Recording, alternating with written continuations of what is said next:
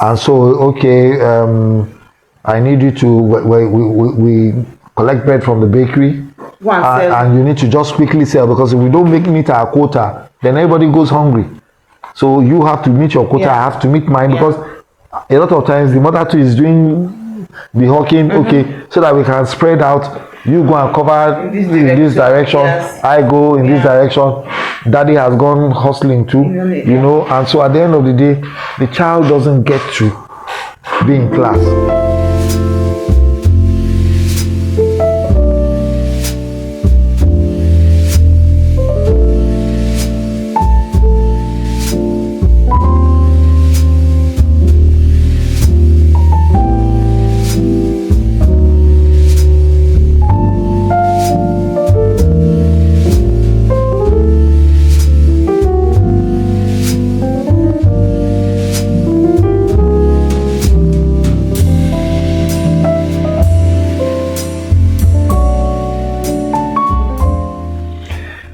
Hello and welcome once again to another episode of School Talk Cafe. As you know, what we do on School Talk Cafe is raise issues concerning primary and secondary school and the system that governs them. And we discuss these issues, bring solutions, practical solutions when we have them, or even throw some to you guys to say, hey, come up with solutions. What do you think? Share experiences. And today is yet another episode of School Talk Cafe. Today we're going to be looking at one topic that I feel people do not talk much about. Yeah. I've been struggling to call it well, but I will try. I will try. Okay. We're going to be discussing absenteeism. Absenteeism. Ah, good. Now, what is absenteeism? Absenteeism is basically when someone is not available or is absent from an obligated place where he should be. And in this context? In this context, we're talking about school. So when children are not in school as they should be regularly, every single school day without fail, that is absenteeism. Now, what are the reasons for absenteeism? Did you forget to introduce us? Oh, sorry about that.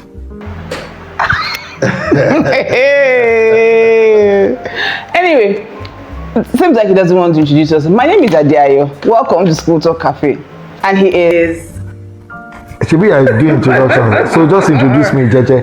No, please call your name. Call your name. I'm permitted to say my name. Yes, what's your name? My name is Sele. Okay. Back to the issue. Yes. Absenteeism. I'm good at calling it that. Absenteeism. Absenteeism. Funnel what? I'm there to say tongue twister. Please go ahead. No, it's not a tongue twister for me anymore. Absenteeism. Again. Yes. So, this child is absent from school habitually. That's the keyword. Habitually. Habitually. It doesn't happen occasionally. When it does happen occasionally that the child is absent, that's not absenteeism. Absenteeism is habitual absence. Yeah. For the child from school. So, why are children, or what gives rise to the habitual absence of children from school? There are quite a number of different factors. And I read somewhere that 70% of children who are absent habitually from school end up becoming dropouts.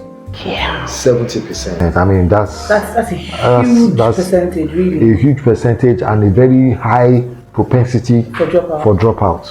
So out of school children have really been, well, on one note, we can see that most of the out of school children started as kids who were absent from school habitually. Not like they just dropped out.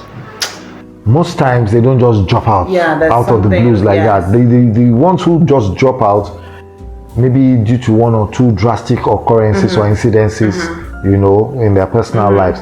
But the trend is that those ones who drop out eventually have been, 70% of them have been absent over a period of time, which is what makes it habitual, you know. And there's a study that was done in Kwara State that looks at some of these reasons, which is what we would like to share with us today on School Talk Cafe. One of those reasons, as simple as it may look or sound, is long distance. Distance from school. Yes, distance from the home from house. Home to school distance is quite far. So you want to ask, why would distance cause absenteeism? Or what about distance can cause absenteeism?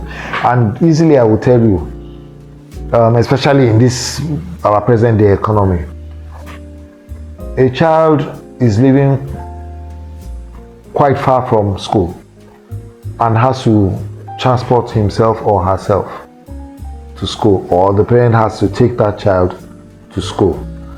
If they are not financially stable or buoyant or okay, then it poses a big challenge, because you have to do that every day, spend that money every day. This is an economic climb where even 1,000 naira is a big deal. Yes, now, a very, very big deal. Yes. And then I can't do much. Yes, and that 1,000 naira is not even enough to get the child to and from school. Yes. So, which means that in a week, in a school week, he needs about 10K. 10,000 naira. Child's transport in a week. So in a month, we're seeing about 40,000 naira on a child. How much is the parent's salary? Exactly. That's not just transport, feeding.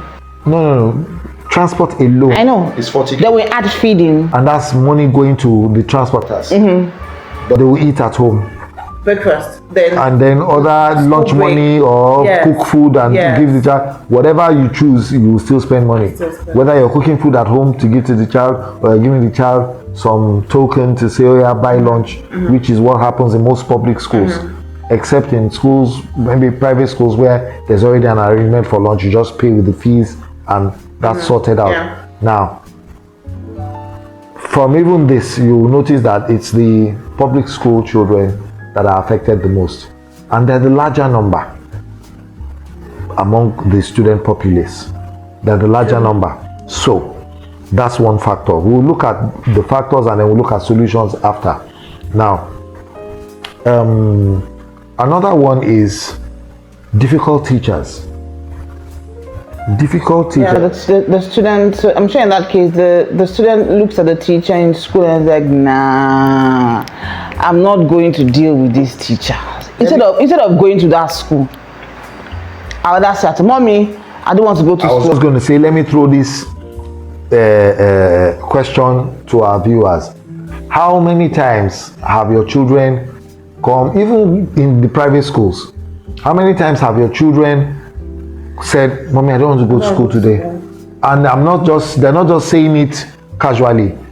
It's like vehement about it. I'm not going to school today. I want to see that.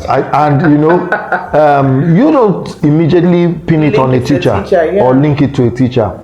You're just wondering, okay, why? And then some of us, instead of sitting down with the child for just a few minutes to say, but why? Why don't you want to go? Instead, you say, you're not serious. You will not go to what? Look, I don't have time. I'm rushing off to work. I'm doing this. I'm doing that. You better just, or I will spank you now. And the child, reluctantly. Now, imagine a situation where some of these children, school is not too far off, and they're expected to just stroll to school on their own or go with a group of other children. He gets to the gate, he doesn't enter. He just branches somewhere else, and him and a friend, they go and have a nice time, and they never get to school. And I've seen and heard that happen several times, where in fact the only time those parents found out was when a concerned teacher came home and said, I didn't see your child in school. Your child has not been coming. Not I didn't see your child.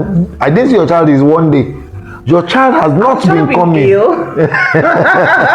Has not been coming to school. Did he travel? You know, so what's going on? Did you people travel or something? I don't understand. And then he's like, I don't understand. This boy or this girl dresses up every morning in this house, and so what's going on? Truancy, absenteeism, they go hand in hand. They're very much related. They're blood relations, actually. Blood brothers. Yes, and sisters. No. They are blood brothers. Okay, so the sisters are not part of the. Girls are good. Okay. Then students not committing to the academics themselves. Yes, they just want to play. I mean, and you know, that's one thing that we need to also examine. Children who find it difficult to stick to class, stick to the routine of school because they feel it's boring, or they feel it's not for them. It's not for them, or maybe because the entire curriculum is not engaging enough. You understand? And so they switch off easily, and we all know that children have very short attention spans. So if you do not design the curriculum in such a way that they're engaged, then you lose them. And after a while, they start looking for alternatives. And one of those alternatives is stay away from school. Fake illness. You know how many children have faked illness? I'm not feeling well. My tummy. And then you say, okay, you know what? Okay, stay. Stay with the house help. Watch cartoons. Take. I'm a bottini. Those are bottitious children. Yeah, botty or not, we're talking generally.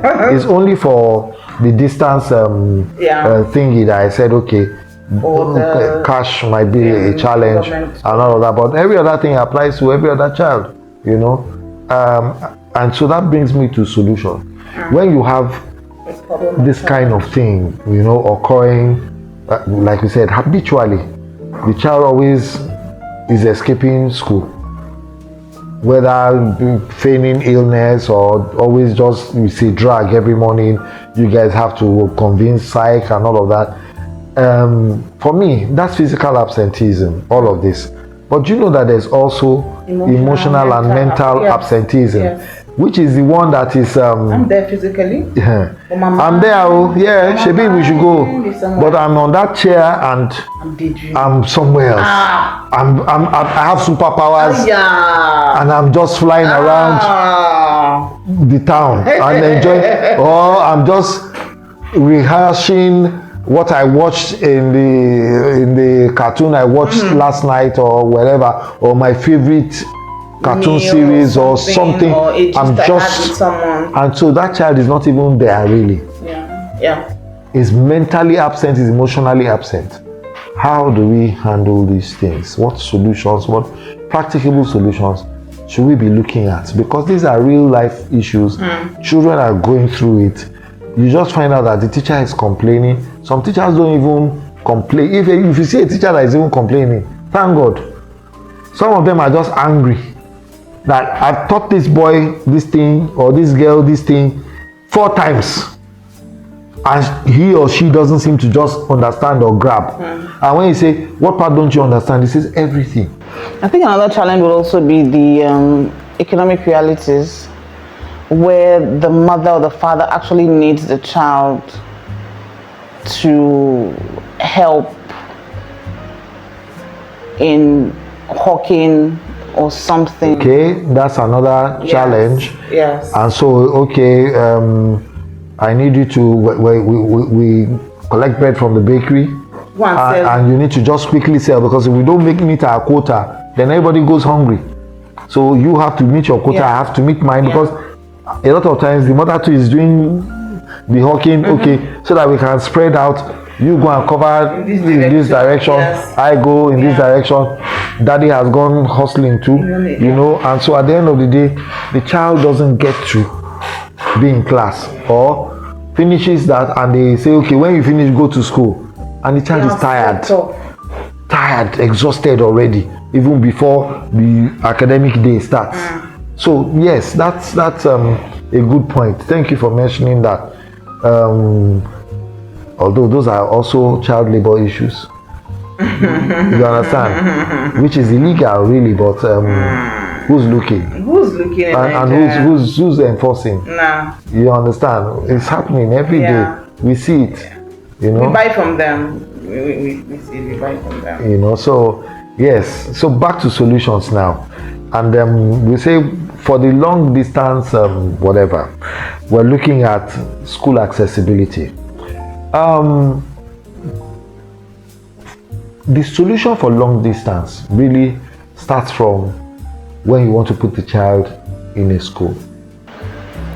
Okay, before we look at when we want to put a child in a school, I want to focus on the government schools. I want to zoom in on the government schools. Beautiful. So I will tell you for free that the normal policy for placement of a child in a government school is that it should not be more than certain number of kilometers from your address.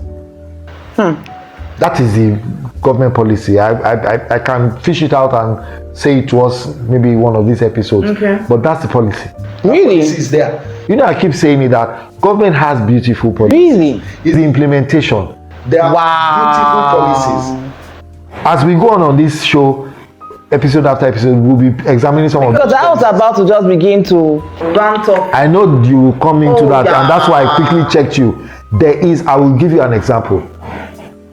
When the children do common entrance, yes, your address, yes, as a parent, yes, or the child's address, yes, is one of the determinant factors, yes, in where they will place the child for the exam or for secondary school, for the school that the child will enter.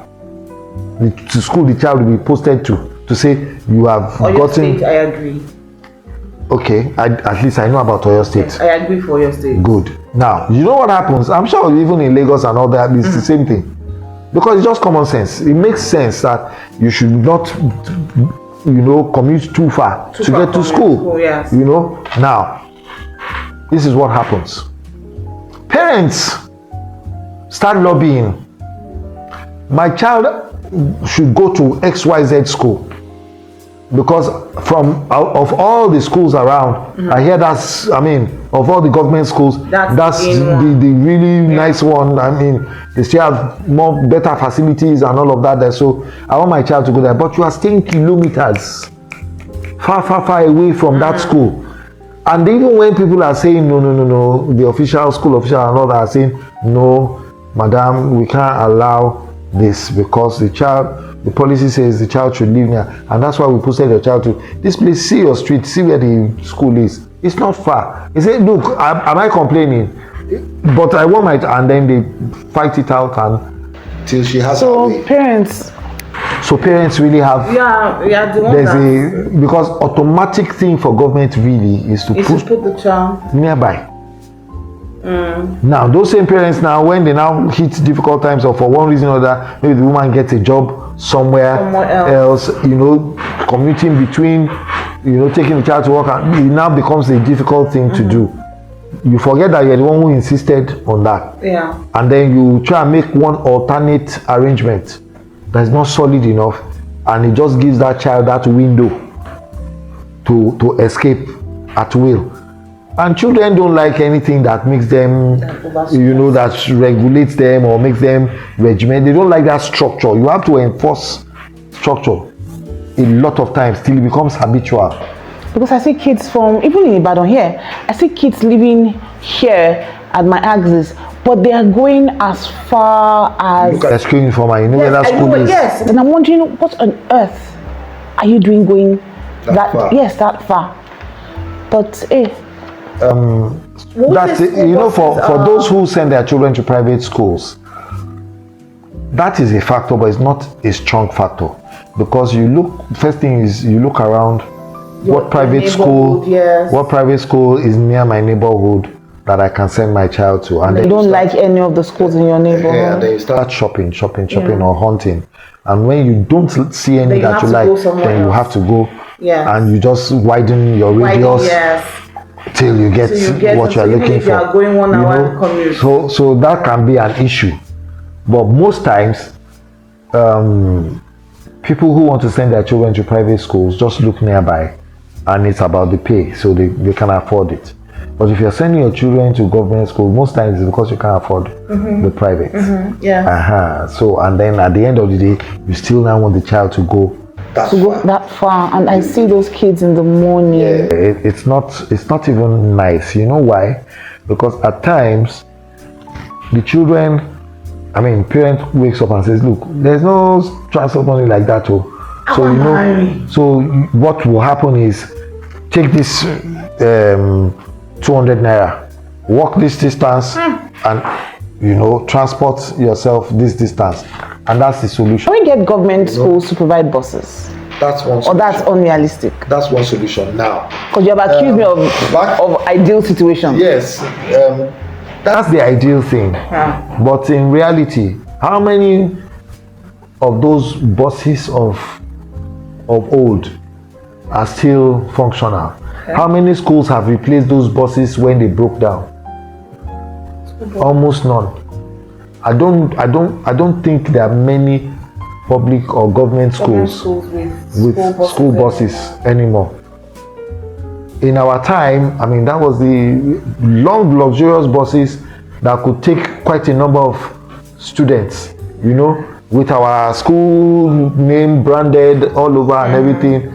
And that was all schools had it, or a lot of schools, let me say, had it, especially the old ones that had been there for quite a while. Those things aren't there anymore, except maybe when PTA or old boys association, old girls association, now or come back alumni. To say, let's help and let's let's try and see how we can get a school bus and all of that. So yes, in theory that might be a solution. But yes, building more schools, because we've said it on this program. We've said it on this program when we're looking at managing large classrooms, and you said I'm the idealistic one. Ideal thing, but how often does government build either more schools or even refurbish you see classes that are still dilapidated? We're talking even refurbishing, and then you are saying more schools, which is right, but like I said before, how practicable is that? We're expecting these things to happen. How practicable? And these are reasons why we talk on this program. Something needs to be done, honestly. Something really needs to be done. We can't continue like this, because when these children drop out eventually, because that's the end point. That's the end point. For absenteeism, when they drop out, what do you think will happen?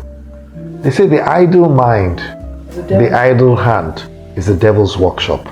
So they will find something to do, and most times it's not constructive.